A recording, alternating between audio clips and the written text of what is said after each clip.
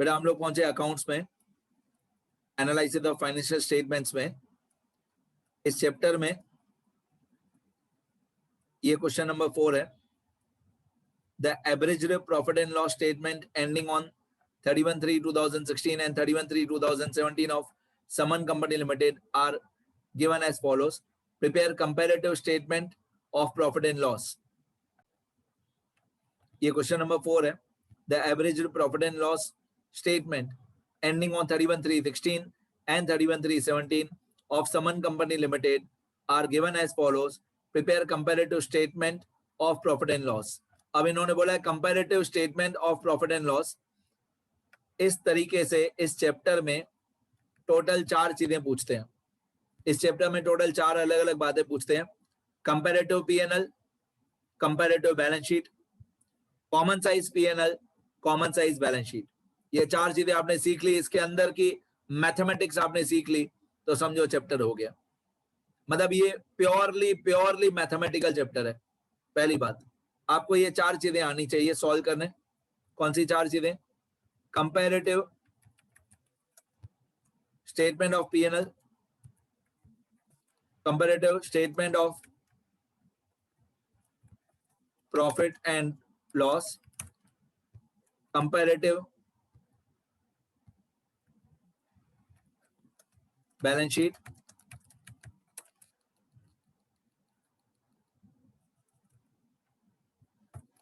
फिर common size statement of profit and loss और common size balance sheet. Common size balance sheet, यह 4 चीजें आपको सॉल्व करने आ गई तो समझो चैप्टर हो गया। 99% नहीं, 100%। ये पूरा चैप्टर मैथमेटिकल चैप्टर, मतलब इसके अंदर कैलकुलेशन, परसेंटेजेस, रेशियोज बहुत ज्यादा है, परसेंटेजेस बहुत ज्यादा है खास करके। और ये चैप्टर उस बच्चे को अच्छी तरह से आएगा जिस बच्चे को कंपनी फाइनल अकाउंट चैप्टर का, जो हम लोगों ने कंपनी फाइनल अकाउंट चैप्टर किया, कंपनी फाइनल अकाउंट चैप्टर का फॉर्मेट, स्टेटमेंट ऑफ पीएनएल का फॉर्मेट और बैलेंस शीट का फॉर्मेट याद होना चाहिए सारा वर्ड टू वर्ड, जो कंपनी फाइनल अकाउंट में हमने किया था। तो format of statement of profit and loss, format of statement of profit and loss पता होना चाहिए, सारा वर्ड टू वर्ड याद होना चाहिए आपको, मैं बार बार बता के कुछ भी होना चाहिए। और format of balance sheet, balance sheet का फॉर्मेट भी आपको अच्छी तरह से याद होना चाहिए। तो ये 4 चीजें जो इस चैप्टर में पूछेंगे, मैं 1 2 3 4 करके लिख देता हूं। Comparative statement of PNL, comparative balance sheet, common size statement of PNL, common size balance sheet. ये 4 चीजें मैक्सिमम पूछेंगे इस चैप्टर में। और आपको ये चैप्टर सॉल्व करने के लिए कंपनी फाइनल अकाउंट के फॉर्मेट्स पता होने चाहिए, पीएनएल का फॉर्मेट और बैलेंस शीट का फॉर्मेट। ठीक है, अब जैसे इस क्वेश्चन में पूछा है, सबसे पहले prepare comparative statement of PNL. अब आपको सेल्स रेवेन्यू दिया हुआ है, अदर इनकम दिया हुआ है, एक्सपेंसेस दिया हुआ है, इनकम टैक्स रेट 30% दिया हुआ है। ठीक है, अब आपको 2 अमाउंट दिए हुए, 31/3/2017 और 31/3/2016। आपको मालूम है कि डेट्स का बहुत ज्यादा इंपॉर्टेंस होता है। ये जो 31/3/2016 है, ये हमारा ओपनिंग बैलेंस हुआ। 31/3/2016 जो है ये हमारा ओपनिंग बैलेंस हुआ, और जो 31/3/2017 है, ये वाला 31/3/2017, ये हमारा क्लोजिंग बैलेंस हुआ। ठीक है, ये ओपनिंग बैलेंस 31/3/16 और ये 31/3/17 क्लोजिंग बैलेंस। हम लोग क्या करेंगे, पहली बात तो हमको स्टेटमेंट ऑफ पीएनएल का पूरा फॉर्मेट पता होना चाहिए। दूसरी बात, हम लोग ओपनिंग बैलेंस का कॉलम आगे बनाएंगे और क्लोजिंग बैलेंस का कॉलम पीछे बनाएंगे। अब मैंने पूरा पीएनएल का फॉर्मेट बना के रखा है, और ये वाली जो अमाउंट्स हैं, 6 अमाउंट्स, ये भी मैंने लिख के रखी है, आगे पूरा बैलेंसिंग भी करके रखा है। उतना तो आपको आना ही चाहिए, because company final account chapter में सीखा था। तो comparative statement of profit and loss, ये comparative statement of profit and loss of Suman company, ये लिखा हुआ है Suman company limited for the year ending on 31/3/17। 31/3/17 मतलब ये क्लोजिंग वाली डेट। अब इसका फॉर्मेट कंपैरेटिव स्टेटमेंट का ध्यान से देखो, पहले सारे कॉलम्स वही है जो ऊपर दिए हुए हैं। ऊपर आपको दिया हुआ है particulars, note number, particulars, note number, closing और ओपनिंग। हम लोग यही 4 कॉलम बनाएंगे सेम। पहले पर्टिकुलर्स बनाएंगे, फिर नोट नंबर बनाएंगे, फिर ओपनिंग बैलेंस का कॉलम आएगा, फिर क्लोजिंग बैलेंस का कॉलम आएगा। पहले ओपनिंग बैलेंस 31,316, फिर क्लोजिंग बैलेंस 31,317। तो सेल्स रेवेन्यू सबसे पहले आएगा, सबसे ऊपर सेल्स रेवेन्यू, उसमें अदर इनकम प्लस कर देंगे। स्टेटमेंट ऑफ पीएनएल का फॉर्मेट याद करो बेटा, सबसे पहले सेल्स रेवेन्यू, उसके अंदर अदर इनकम प्लस कर देंगे, तो टोटल रेवेन्यू आ जाएगा। टोटल रेवेन्यू में से एक्सपेंसेस माइनस कर देंगे, पहले सेल्स रेवेन्यू और अदर इनकम दोनों को प्लस कर देंगे, तो टोटल रेवेन्यू आ जाएगा। टोटल रेवेन्यू में से एक्सपेंसेस माइनस कर देंगे, तो प्रॉफिट बिफोर टैक्स आ जाएगा। फिर जितना प्रॉफिट बिफोर टैक्स आया उसका 30% इनकम टैक्स निकालेंगे। ये 30% इनकम टैक्स निकालेंगे, प्रॉफिट बिफोर टैक्स का 30% इनकम टैक्स, फिर 30% इनकम टैक्स माइनस करेंगे तो प्रॉफिट आफ्टर टैक्स आएगा। पहले पर्टिकुलर्स का कॉलम देख लो, पहले पर्टिकुलर्स का कॉलम देख लो, सेल्स रेवेन्यू, अदर इनकम दोनों को प्लस करके टोटल इनकम, फिर एक्सपेंसेस, फिर टोटल इनकम में से एक्सपेंसेस माइनस कर देंगे तो प्रॉफिट बिफोर टैक्स, फिर प्रॉफिट बिफोर टैक्स में से 30% टैक्स माइनस कर देंगे तो प्रॉफिट आफ्टर टैक्स आ जाएगा। ठीक है, अभी अमाउंट्स यहां तक तो अभी मैं सिर्फ क्वेश्चन ही बता रहा हूं, अभी तक तो सॉल्व करना कुछ स्टार्ट ही नहीं किया है, बस प्रॉफिट एंड लॉस का फॉर्मेट आपको पता होना चाहिए। अब सेल्स रेवेन्यू ओपनिंग मतलब लास्ट ईयर का 22 लाख है और करंट ईयर का 33 लाख, तो सेल्स रेवेन्यू पहले साल का 22 लाख। क्वेश्चन में हमेशा ये उल्टा होगा, ध्यान रखना डेट्स का, बोर्ड एग्जाम में भी ये जरूरी नहीं है बोर्ड एग्जाम में 16 और 17 ईयर ही आएगा, कोई और ईयर भी आ सकता है। बस जो पुरानी डेट है उसका कॉलम आगे बनाना और जो लेटेस्ट डेट है उसका कॉलम पीछे बनाना। ठीक है, अब 31,316 पे 22 लाख है और 31,317 पे 33 लाख, तो ये सेल्स रेवेन्यू लिखा 22 लाख और 33 लाख। फिर अदर इनकम में 1,50,000 आगे आएगा और ये 2,25,000 पीछे आएगा, तो 1,50,000 आगे लिखा हुआ है और 2,25,000 पीछे लिखा हुआ है। फिर इन दोनों को प्लस करेंगे, मतलब 22 लाख और 1,50,000 दोनों को प्लस करेंगे तो ये आएगा 23,50,000, और उसी तरह से 33 लाख और 2,25,000 दोनों को प्लस करेंगे तो ये आएगा 35,25,000। ठीक है, उसके बाद एक्सपेंसेस क्वेश्चन में दिए हुए हैं, एक्सपेंसेस हम लोग ये 15,40,000 आगे लिखेंगे और ये 23,76,000 पीछे लिखेंगे। 1540 2376, तो 15,40,000 आगे लिखेंगे, आगे मतलब 31,316 में 15,40,000 और 31,317 में 23,76,000। ये रहा क्वेश्चन में दिया हुआ है 23,76,000, 23,76,000। फिर से बताऊं ऊपर से 22 लाख में 1,50,000 प्लस हो जाएगा तो टोटल रेवेन्यू आ जाएगा, टोटल इनकम आ जाएगा 23,50,000।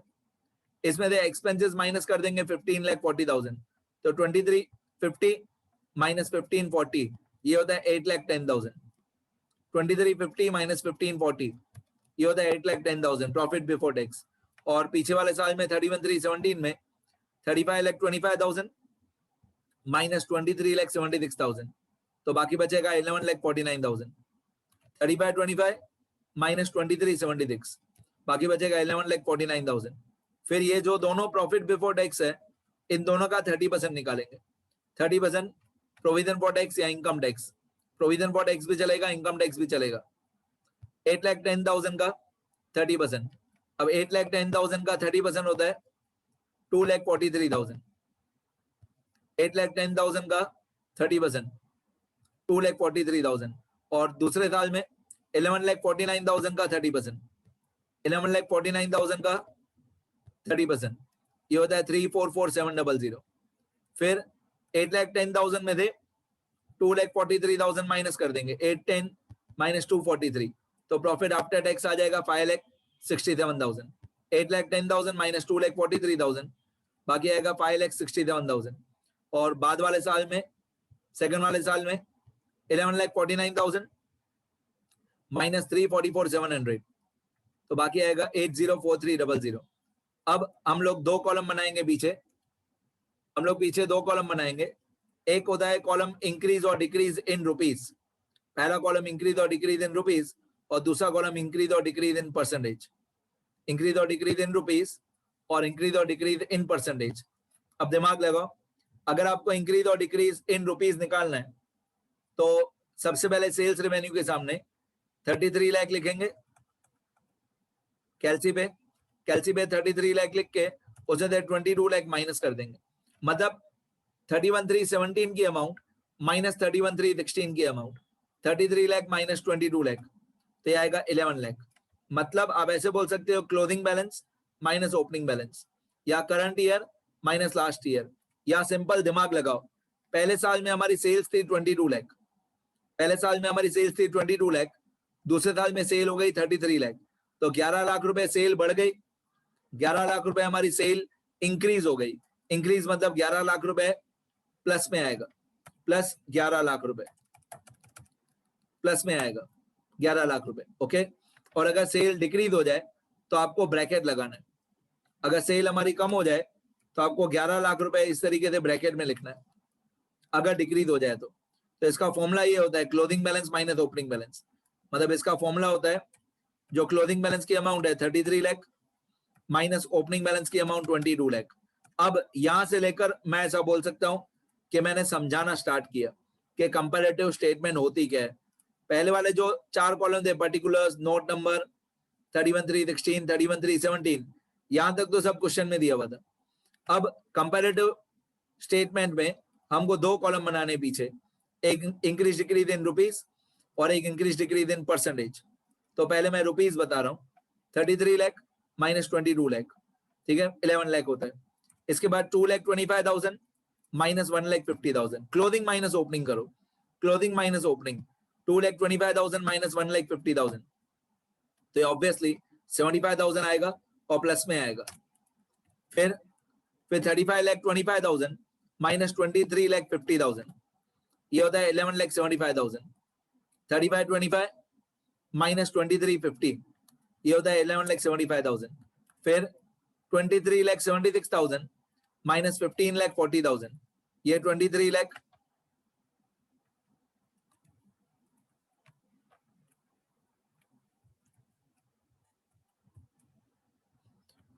$23,76,000 माइनस 15,40,000, तो 8,36,000 आएगा। मैं बार बार बता रहा हूँ क्लोजिंग माइनस ओपनिंग। फिर 11,49,000 माइनस 8,10,000, 3,39,000, सारे प्लस में ही आ रहे हैं। फिर 3,44,700 माइनस 2,43,000, 3,44,700 माइनस 2,43,000, तो 1,01,700। फिर 8,04,300 माइनस 5,67,000, 8,04,300 माइनस 5,67,000, तो आएगा 2,37,300। ये था इंक्रीज और डिक्रीज इन रुपीज। अभी मेरे को चाहिए इंक्रीज और डिक्रीज इन परसेंटेज। ये भी थोड़ा सा टिपिकल है, हार्ड है, सुनना ध्यान से। अगर आपको इंक्रीज और डिक्रीज इन परसेंटेज चाहिए तो ये 11 lakh multiply by 100 divided by 22 lakh. Stats याद करो, स्टैटिस्टिक्स, इंडेक्स नंबर चैप्टर याद करो, स्टैट्स को याद करो और इंडेक्स नंबर को याद करो। डिवाइड में, डिवीजन में हमेशा प्राइस ऑफ बेस ईयर आता है।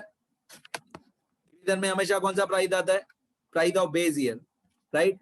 तो 11 लाख इंक्रीज हुआ, मल्टीप्लाई बाय 100 डिवाइडेड बाय पुराना साल, पुराना साल है 22 लाख। हमेशा डिवीजन में बेस ईयर आएगा, बेस ईयर मतलब पुराना वाला साल। तो हमारा आंसर आएगा 50 और 50 के पीछे हम लोग लगा देंगे परसेंटेज। मैं एक बार फिर से कैलकुलेशन बता दूं, इक्वल टू 11 लाख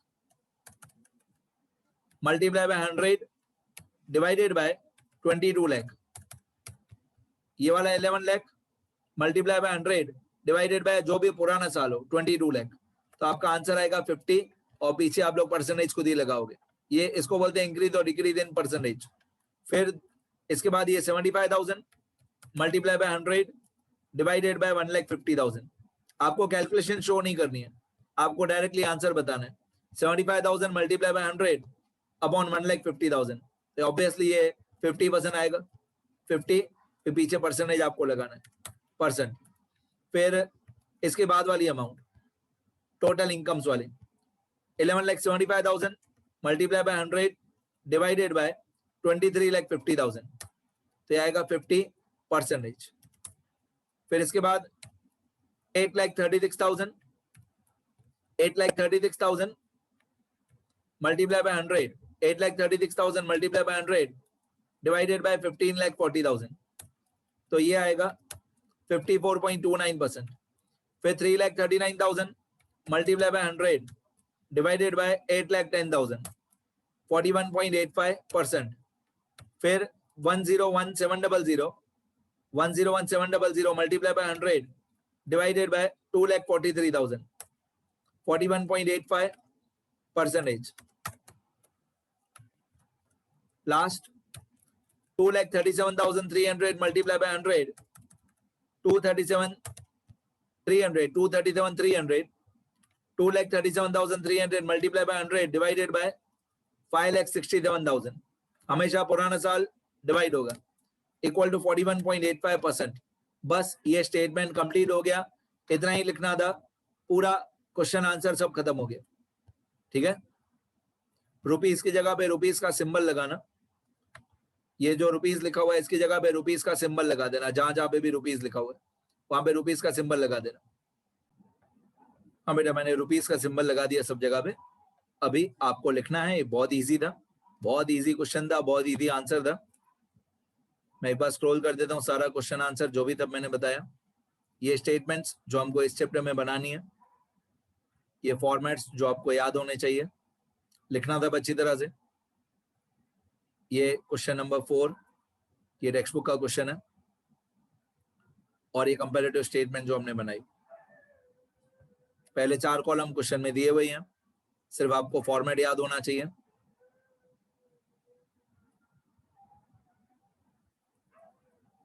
ठीक है, और ये पीछे वाले 2 कॉलम हम लोगों ने बनाए, एक इंक्रीज और डिक्रीज इन रुपीस और एक इंक्रीज और डिक्रीज इन परसेंटेज. ठीक है, लिखो सब लोग अच्छी तरह.